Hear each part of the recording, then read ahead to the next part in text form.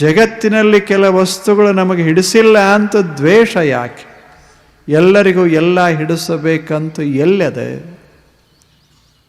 ಈಗಿಲ್ಲೇನು ಬಹಳ ಜನರಿಗೆ ಸಕ್ರೆನೇ ಹಿಡಿಸೋದಿಲ್ಲ ಈಗಿನ ಕಾಲದಾಗ.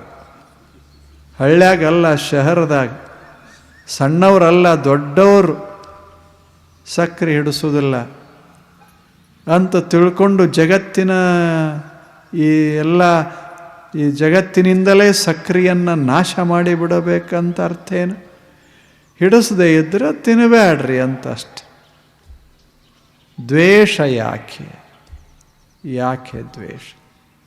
ಕೆಲವರಿಗೆ ಖಾರ ಹಿಡಿಸೋದಿಲ್ಲ, ಕೆಲವರಿಗೆ ಹುಳಿ ಹಿಡಿಸೋದಿಲ್ಲ, ಕೆಲವರಿಗೆ ಸಪ್ಪು ಹಿಡಿಸೋದಿಲ್ಲ.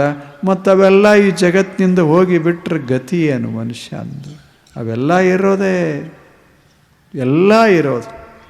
ಅದರ ಮಧ್ಯದಲ್ಲಿ ದ್ವೇಷ ಇಲ್ಲದ ಹಾಗೆ ನಾವು ಬದುಕೋದದು.